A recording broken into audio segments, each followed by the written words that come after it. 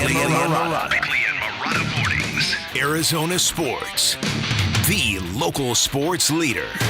Bickley Blast. There have been a lot of wild accusations directed at the Cardinals' upper management in recent history, and there have been a lot of clucking, condescending critics who are clearly enjoying themselves piling on a team when it is down. The latest is former NFL GM Michael Lombardi, who does not believe Kyler Murray will take the field for Arizona in 2023 because the Cardinals are essentially looking for an out, an off-ramp, a way to limit the guaranteed money allocated to their quarterback. And if I'm not mistaken, he's basically saying the Cardinals are willing to subject their new regime and coaching staff to inferior quarterback play, even if Murray feels good enough to give it a go. Sorry, not buying it. And let me remind everyone, if Murray can return to the player he was 2 years ago, his contract is going to seem like a bargain, not an albatross. And at the very least, can we see what a competent NFL coach can do for a former Heisman Trophy winner? Because Cliff Kingsbury's offense never evolved. It never put Murray under center. It made their quarterback a sitting duck, and he survived only because of his elite quickness and foot speed. Look, I get it. I know Murray is extremely polarizing. I hear it on a daily basis. There are a lot of Cardinal fans, or so they say, who clearly have very little belief in his ability to lead a football team. But have you forgotten the Rookie of the Year award, the 10-2 start, that end-game performance against the Raiders? If so, then give the kid a break and a final chance and let the new regime decide when it's time to close the book on Kyler Murray. Say they move on to him, they would pay some of the acceleration. But what you'll read about in terms of when people start writing about this, Pat, they'll start writing as if, oh, they can't get rid of him. He has $190 million guaranteed. No. This is guaranteed as you go because of that clause. You follow me? So it would cost them a lot. I think it cost them like $35 million to get rid of him on their cap.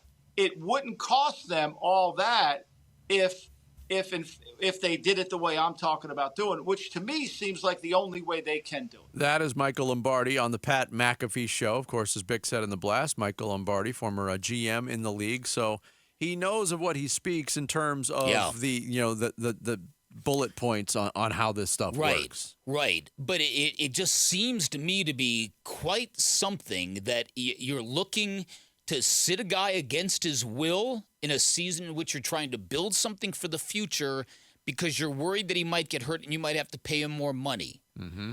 It seems like you've already invested a ton in the kid, and it seems like you finally address what I believe to be the root cause of a lot of this dysfunction. And let's not forget, I mean, if it weren't a smear campaign, it was pretty darn close to what went on with Kyler Murray in the previous regime before. And so I think that, again, like I said, I run into guys all the time at the gym during my daily travels. They seem to be infatuated in their disgust for Kyler Murray, and it's to the point where I don't get it.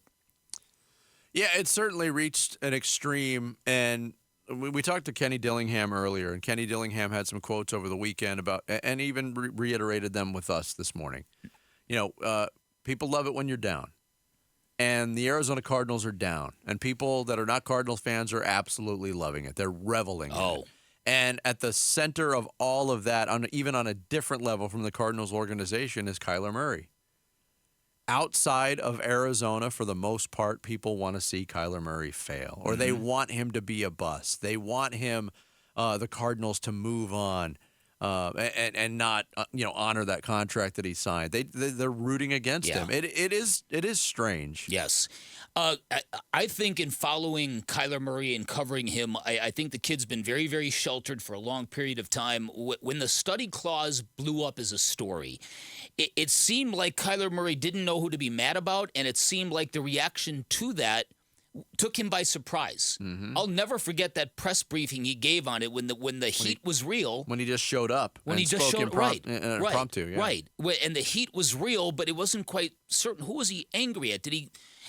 So I hope that as he has grown up, and I do think he is growing up, I'm hoping some of this stuff locks into place, self-awareness, giving of yourself, learning how to get teammates on your side. It's the art of it. It's the art of the position, and you got to learn how to do it. And he's clearly deficient, or has been deficient in that realm. Yes. But talent will make up for that, and what you can do on the football field will make up for that. Go back and watch that end game play against the Raiders when he scored that improbable touchdown, one of the craziest NFL highlights in the history of the sport. Yes. James Conner comes up to him and is screaming at him, "You're exceptional, man. You're exceptional."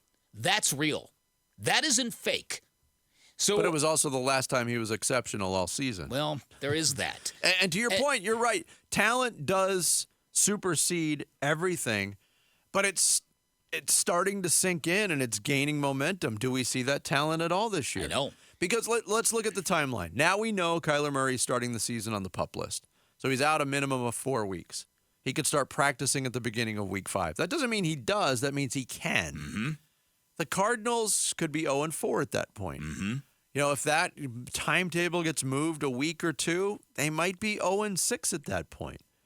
Then you've got decisions on both sides of the ledger. Yeah. What the Arizona Cardinals want to accomplish, and does this injury clause and the way this contract is guaranteed come into play?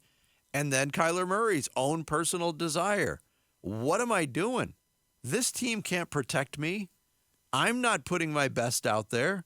I've worked my butt off to come back to an 0-6 football team. I mean, all of these things are certainly in play. I'm not And at the point where I'm convinced where he's not going to play. Well, and if he's thinking like that, then chances are he doesn't make it back. Because if he is hell-bent on changing his arc as a football player, then he's thinking about one thing and one thing only: getting on that field as soon as possible. If he is that kind of competitor, if he is still skittish and too focused on the fear and the hurt of playing football, you're right. I think that's going to show up, and I hope that isn't going to be the case. I think a combo of both things can happen. I think he can be a competitor that wants to get back on the field, but once he does, could still be skittish because of the mental hurdles you have to overcome. And again, And there are those. a first-time process for Kyler Murray in trying to overcome that. Mm-hmm. He's never been hurt before. No. And then he gets a doozy of an injury. That's the first one he's got to deal with.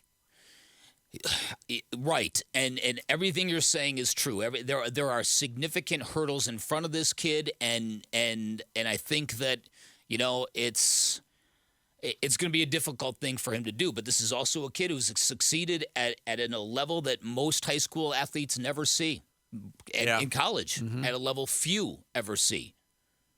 So this is going to be fascinating. It really is. Yeah, I want to play one more soundbite from Kurt Warner from Wolf and Luke yesterday, and what he thinks will happen with Murray this season. It's so hard to tell when guys go through injuries, and to know when they're fully healthy, knowing, the legs of Kyler Murray are so vital to how he plays, and, where you feel like he is at this stage in his career. If he's not fully back from an athletic standpoint, do you feel comfortable putting him back out there and saying you have to win a different way than you've been winning in this league? Yeah, it's very, very true what Kurt says there. Mm-hmm.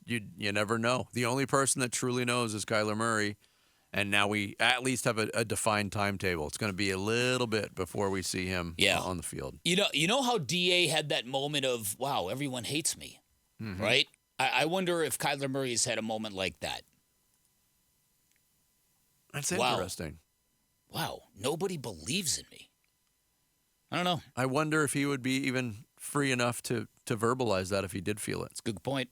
Because good question. DA and he have very different personalities in that realm. Yeah, I've noticed. Yeah.